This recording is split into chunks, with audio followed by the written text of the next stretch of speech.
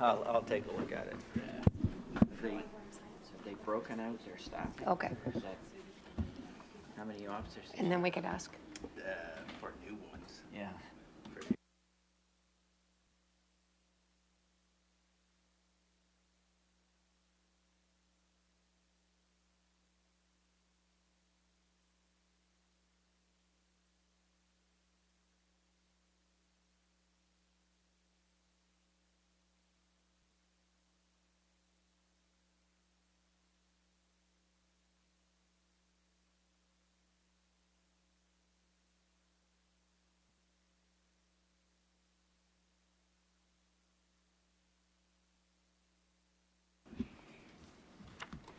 Welcome, everyone, to our Audit and Finance Standing Committee meeting for December 14th, 2022.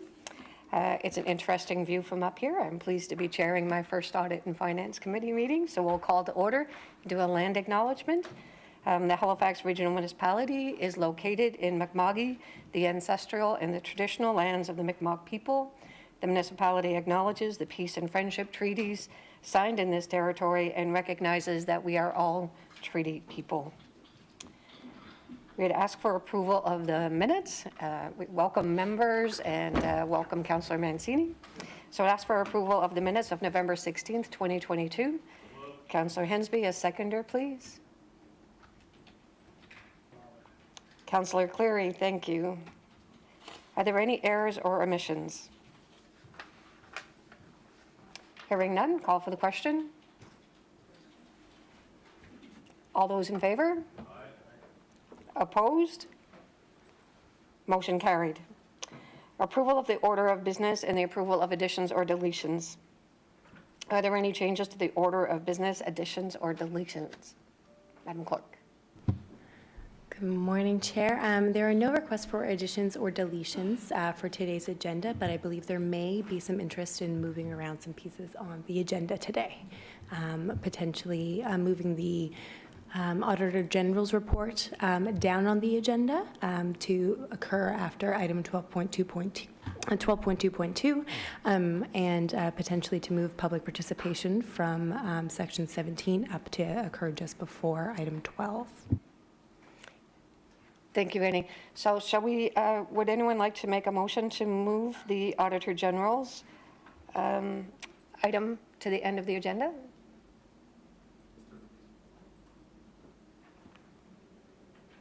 Councillor Cleary, were you? No, I didn't hear a reason why, so. Okay.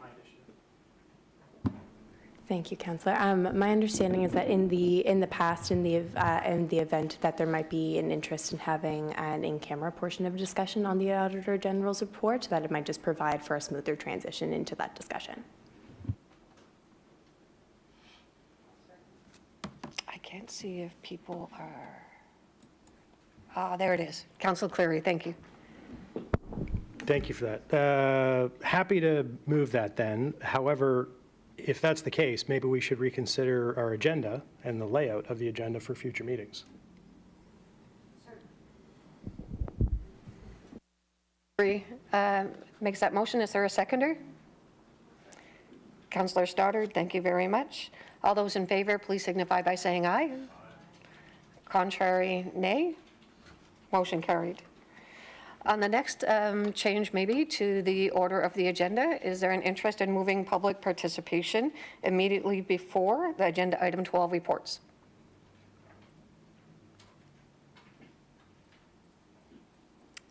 Nope. All right. We'll keep going.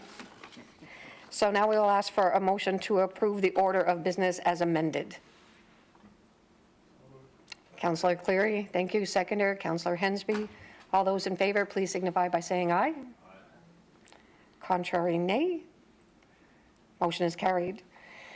Business arising out of the minutes, there are none. A call for declaration of conflict of interests. Hearing none. Motions of reconsideration, none. Motions of rescission, none. Consideration of deferred business, none. Notice of table of matters, none. Correspondence, petitions, delegations. Madam Clerk, are there any correspondence received for this meeting? Thank you, Chair. There has been no correspondence received for today's meeting. Thank you. petitions. Are there any petitions to be presented? And the clerk's office has not received notification of any petitions. Thank you. Information items brought forward, there are none. Auditor General's Report 12.1.1 has been moved on the agenda. So we will go to 12.2.1, which is the council appointments for the Special Events Advisory Committee. There is no presentation associated with this report, but our clerk, Ian McLean, is available to speak to the report and answer any questions from the committee. There is a motion on your reports. Should someone like to make that? Thank you, Mr. Mayor.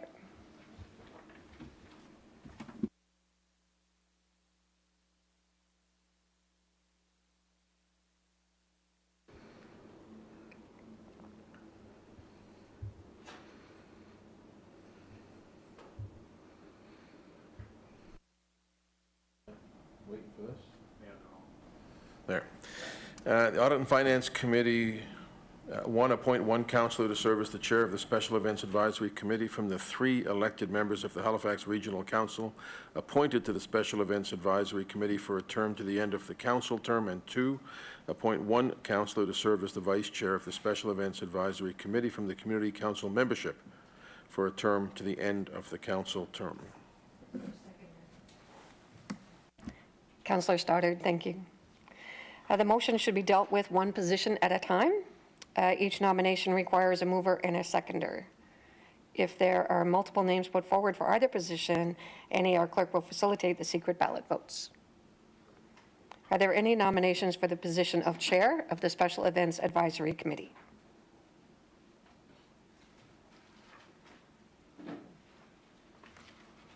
Yes, Mr. Mayor. I'll move the name of Councillor Daigle Gammon as the chair. Oh, I no. thought I was getting a Oh, no, signal from sorry. you. Sorry. Well, thank you very much, Okay. Mr. Mayor, but I Okay. would, Well, then I wholeheartedly No. rescind that. thank you.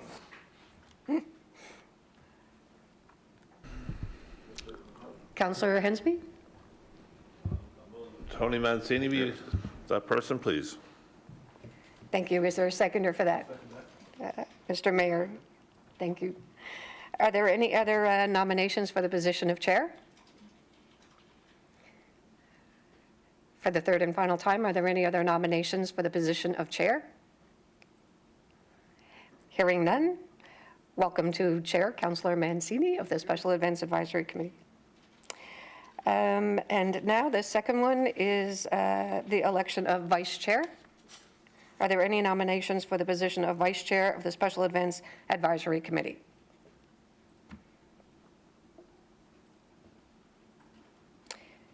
Mr. Clerk, does the vice chair have to be, is a member of the Special Events Advisory Committee? Yeah, so we would need to be choosing between Councillor Lovelace and Councillor Morse for this position. Thank you very much for that clarity. Councillor Cleary. Happy to move Councillor Morse as vice chair. Thank you. Is there a seconder for that? Councillor Hensby? For the second time, are there any other nominations for the position of vice chair? For the third and final time, are there any nominations for the position of vice chair? Yes, Mr. Mayor. Just a clarification, Councillor Morse is aware that we think she'll be nominated for vice chair? Councillor Mancini may know that. If I may, Madam Chair and Mr. Mayor, I did have a conversation with her, and I just texted her to ask her for her thoughts on that. I didn't get a response back, but I don't sense any opposition to it, so I don't know what happens. Mr. Clerk, if she says she's not interested after they've been appointed, is there an opportunity to back up? My sense is she'll be interested, but not officially. If the member was not interested in serving, they could resign from that component of the position, I believe, and then we could bring it back to this table today.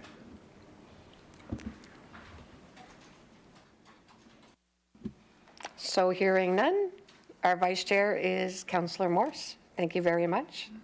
And now we have a motion to appoint in our agenda. And would someone like to put the motion on the floor with the names of the nominated chair and vice chair, please? Thank you, Councillor Clary. It is in your agenda package if you would like to read it out.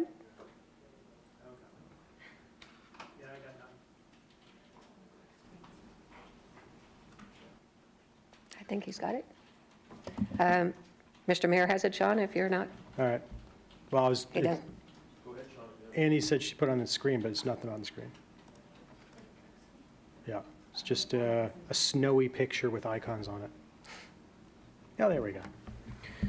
All right, so blah, blah, blah, blah, blah. I move that Audit and Finance Standing Committee appoint Councillor Mancini to serve as the chair of the Special Events Advisory Committee for a term, or from the 3 elected members of Halifax Regional Council appointed by the Special Events Advisor for a term to the end of council term, and 2, appoint Councillor Morris to serve as vice chair of the Special Events Advisory Committee for the Community Council membership for a term to the end of council term. Is there a seconder for that motion, please? Aye. Opposed? Nay. Motion carried.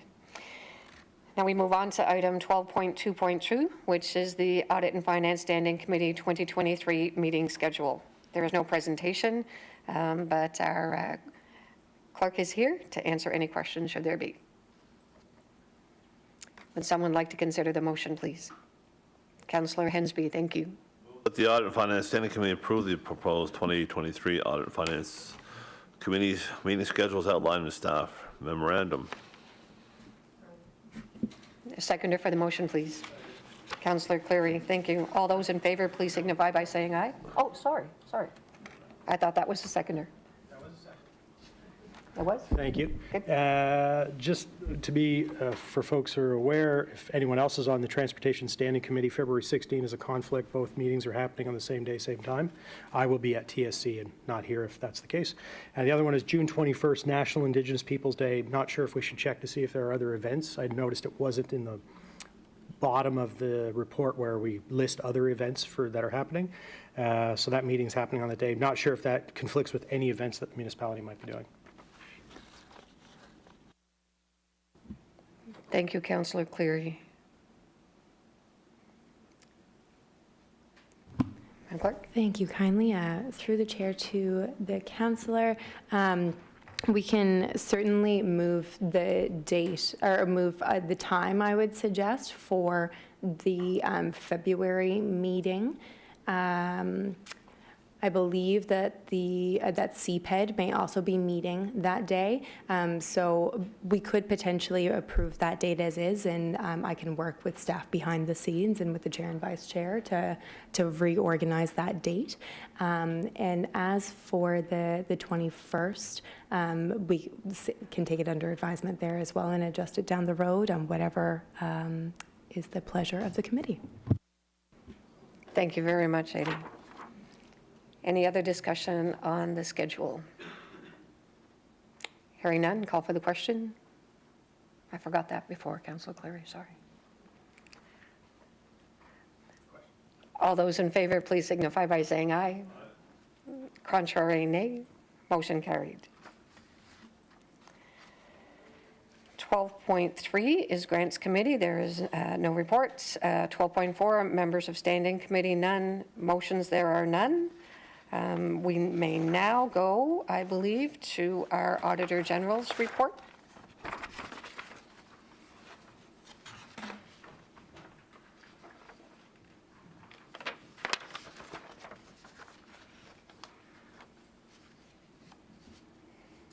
And this is the Corporate Real Estate Development and Sale of Industrial Lands, Land and Building Acquisition and Disposal Audit Report.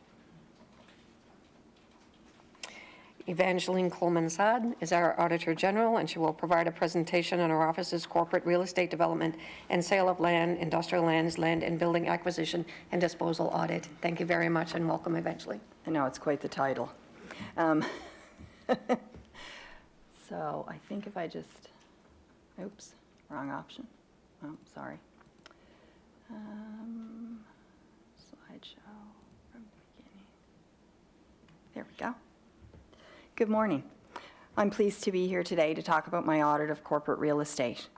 So we looked at the development and sale of industrial lands and also at land and building acquisition and disposal.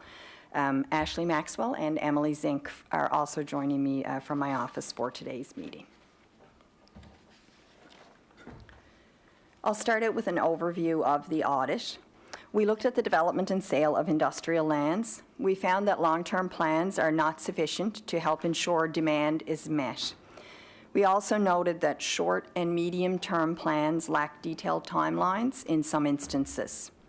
And we found coordination between corporate real estate and planning and development business unit is needed to help achieve goals in this area. Under the land and building acquisitions and disposal section of the audit, we found improvements are needed to data and file management and in monitoring inactive files. We found that active files are regularly monitored.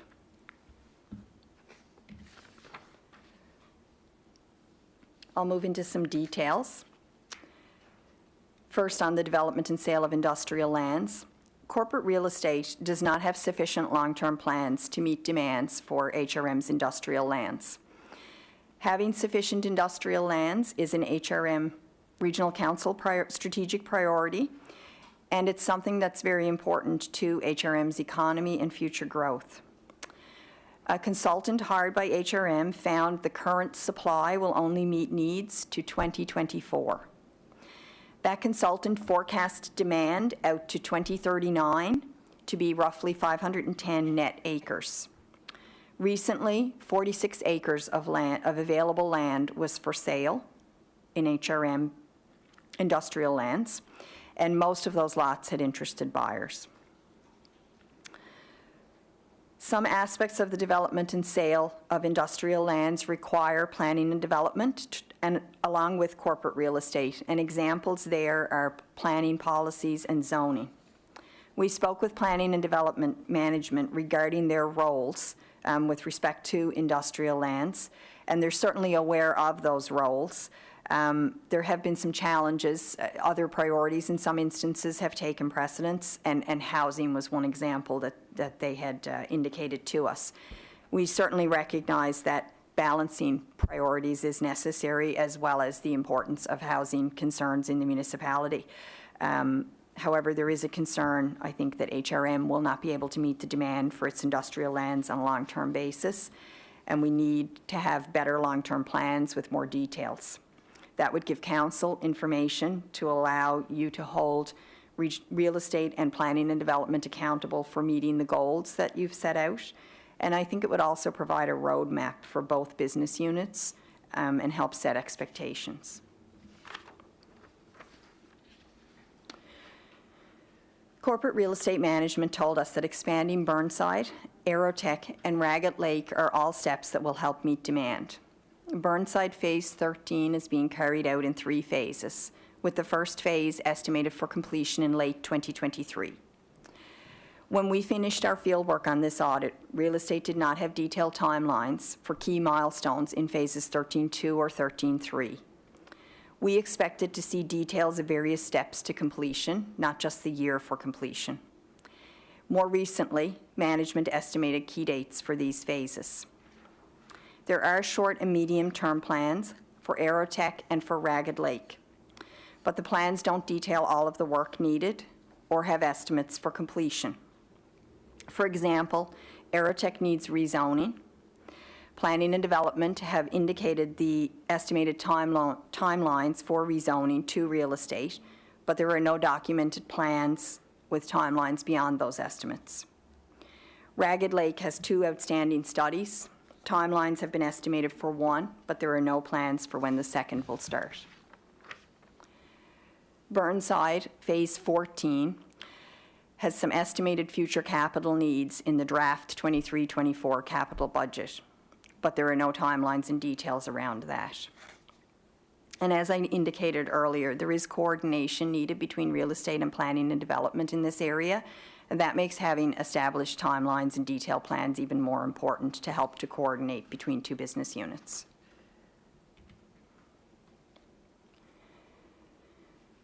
Business plans for 2018-19 to 2020-21 had key operational deliverables for Aerotech and Ragged Lake that were not included in 21-22 or 22-23 business plans. Real estate is still tracking those deliverables internally, but we expected to see some continuity in the business plan of key items. I believe that provides information to council and to the public that lets council hold management accountable when deliverables aren't achieved on time. And I think continuity is important to assist with that. We also found that the 2020 consultant study has outstanding recommendations. Corporate real estate would be involved with implementing 5 of those recommendations. None are complete, and most have minimal work done. A February 2022 information report to council included some summary information on the actions that are needed, but it did not have detail or timelines for implementation. And we note that 3 of the recommendations from that consultant report relate to having a sufficient supply of industrial lands.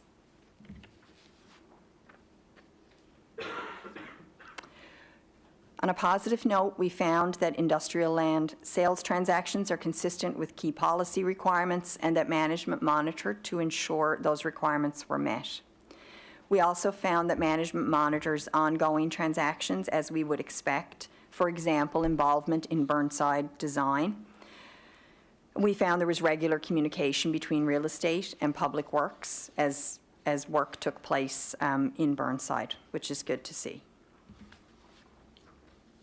I'll move to land and building acquisitions and disposals. Improvements are needed in data and file management.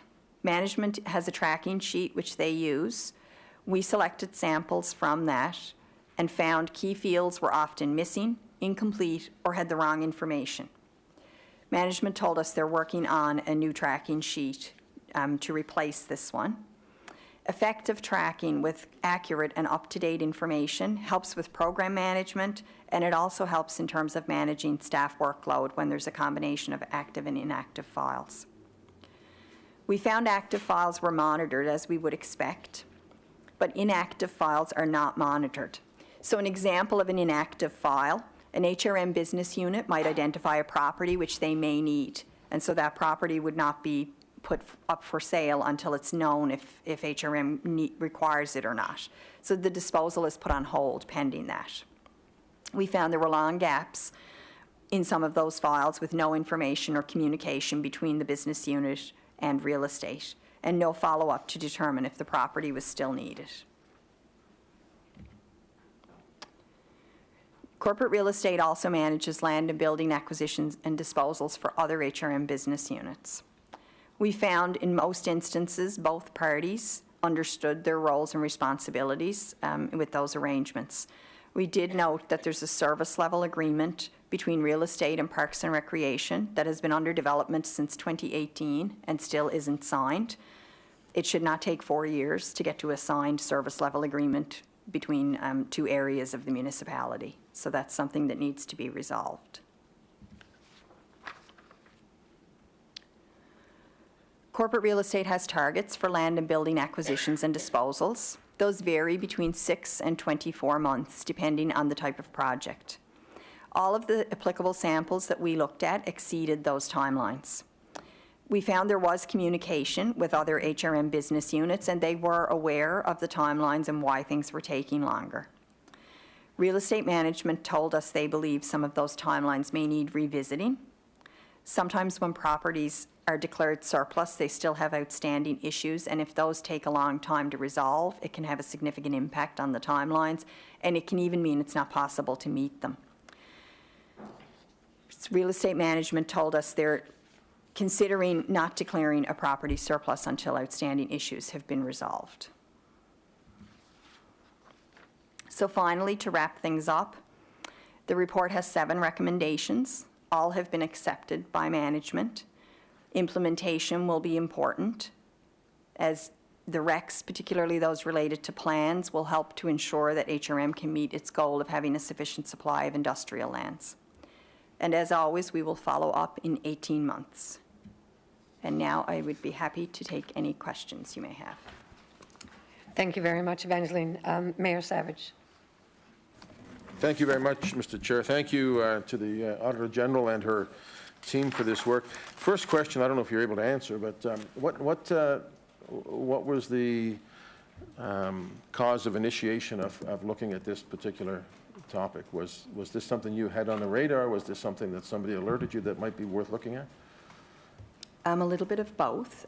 So we have a very large list of all potential audit topics that we look at on an annual basis and update what we're going to work on for the upcoming year. Real estate is one where I've had some indications. We talk to stakeholders as part of our planning process. So stakeholders are within HRM, members of council, HRM management, and also outside stakeholders as well, in addition to our own staff's knowledge. So we had had some indications that perhaps it was an area that could use an audit. And as well, it was one that, just because of the significance of industrial lands to HRM, that would have risen up to the top of our risk matrix as well.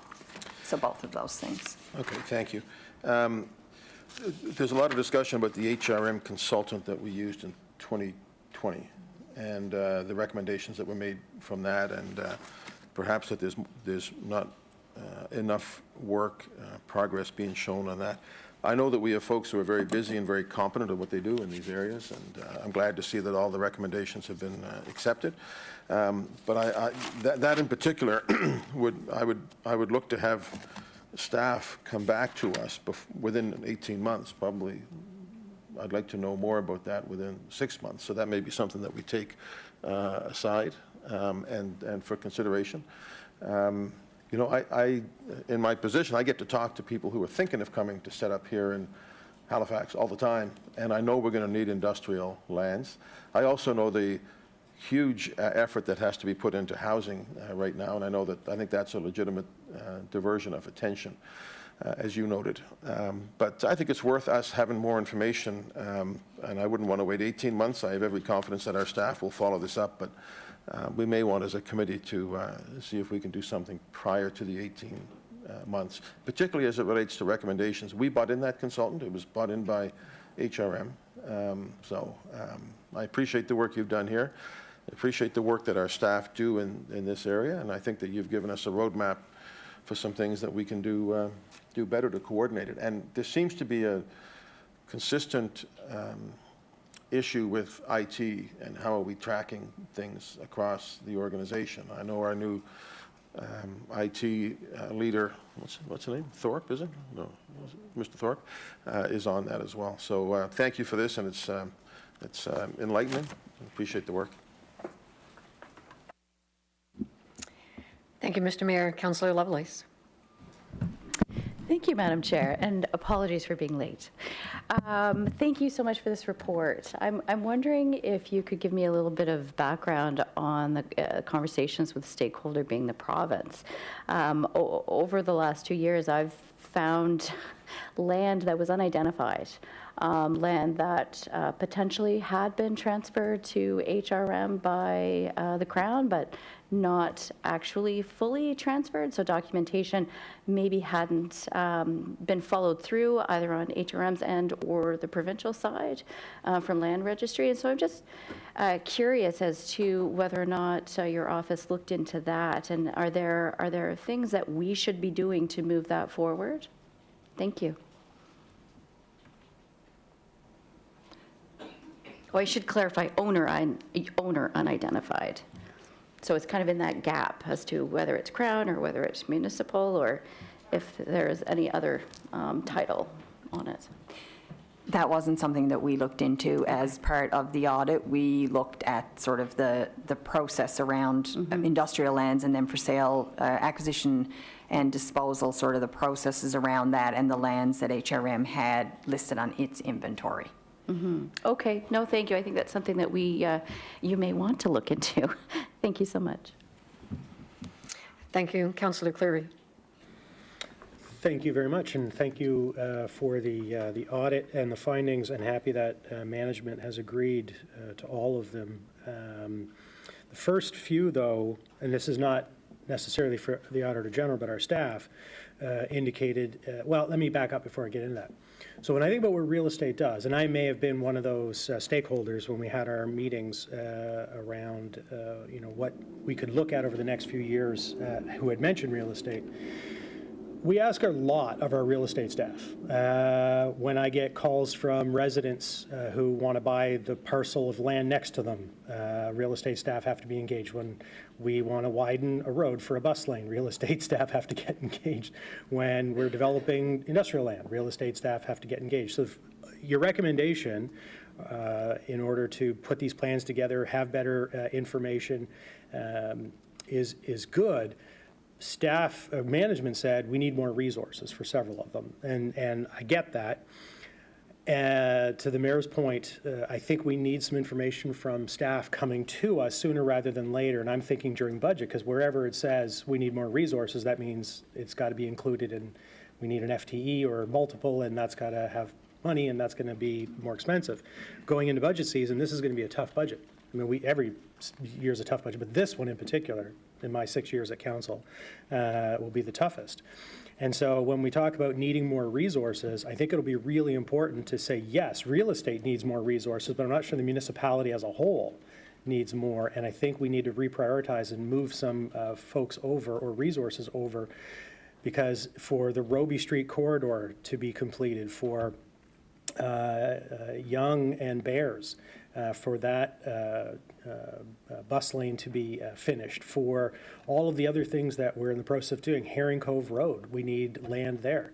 I think we need a lot more real estate staff, because clearly we're not doing a good job in all these areas, because one of the things that keeps coming to us is, well, we had it yesterday.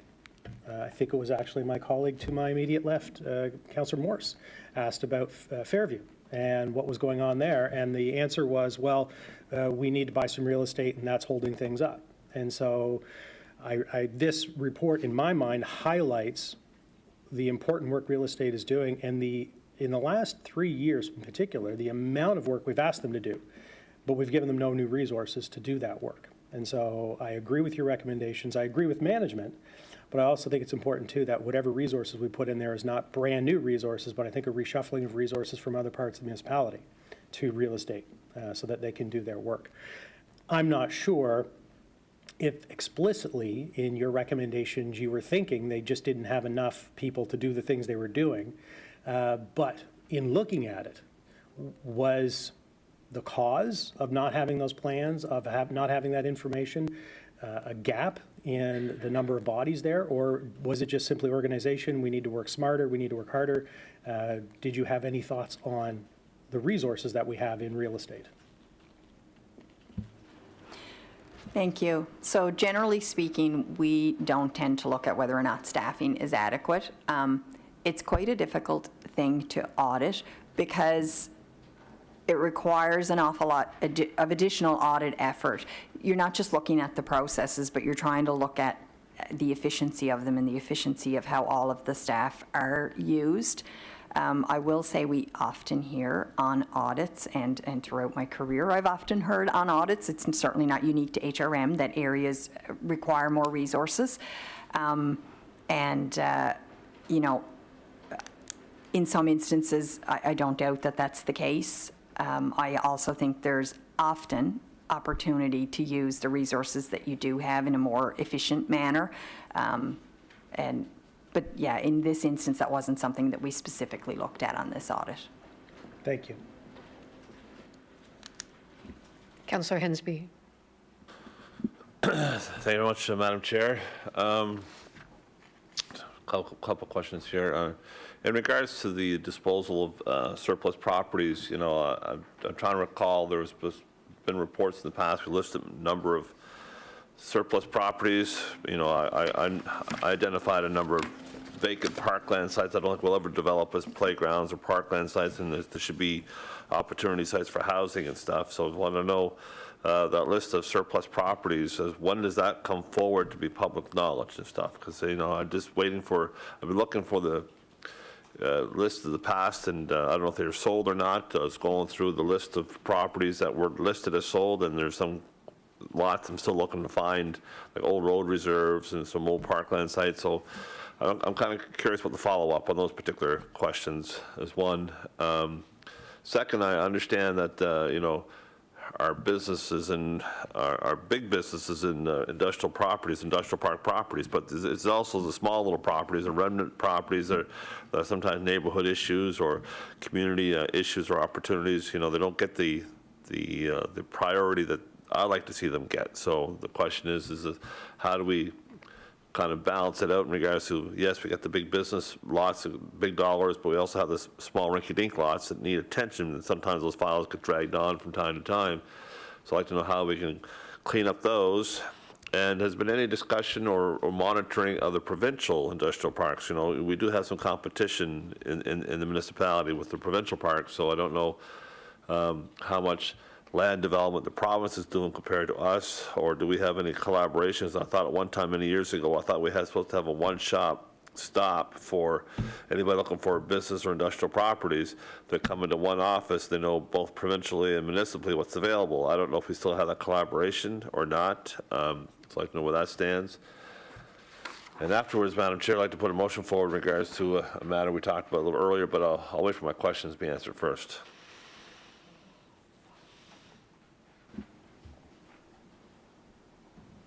Thank you.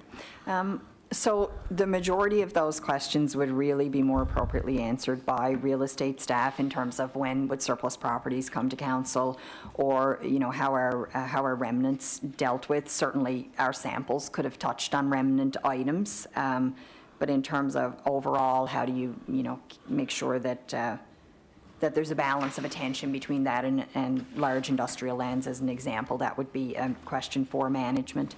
And in terms of monitoring, you know, what's going on at a provincial level for industrial parks, I think that's also a question for management. I will say that, you know, certainly the consultant report from 2020, if you take a look at that, it certainly does identify the municipality as the primary source of industrial lands within HRM.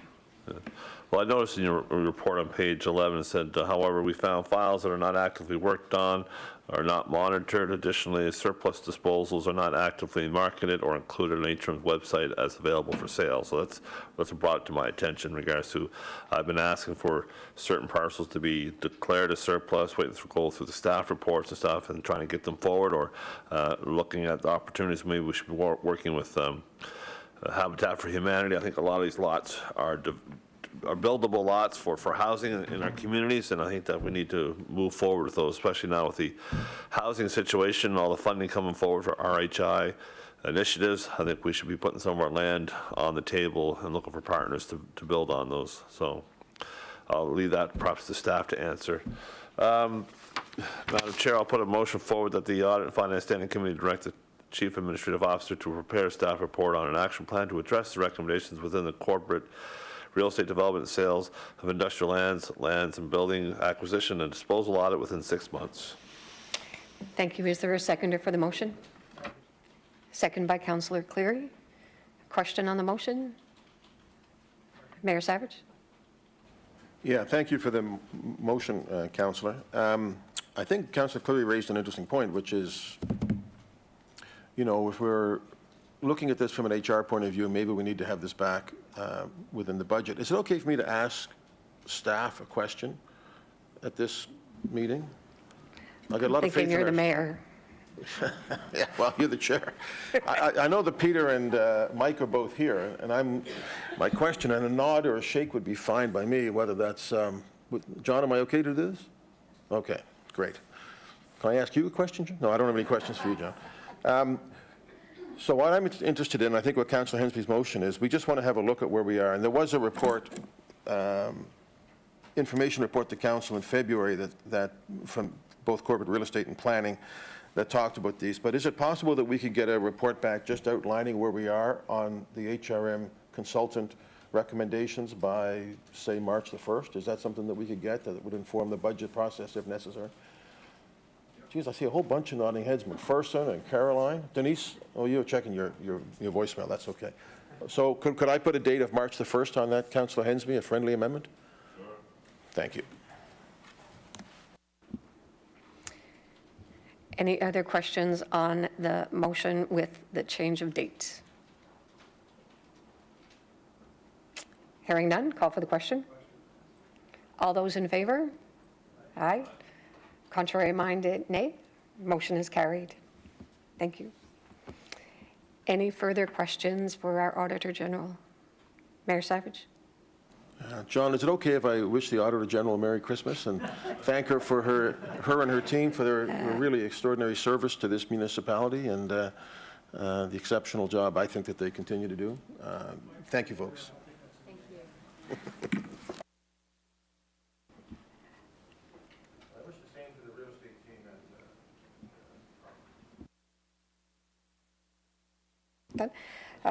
Just a matter of due diligence, is there any interest of the committee to go in camera to ask any questions of the Auditor General?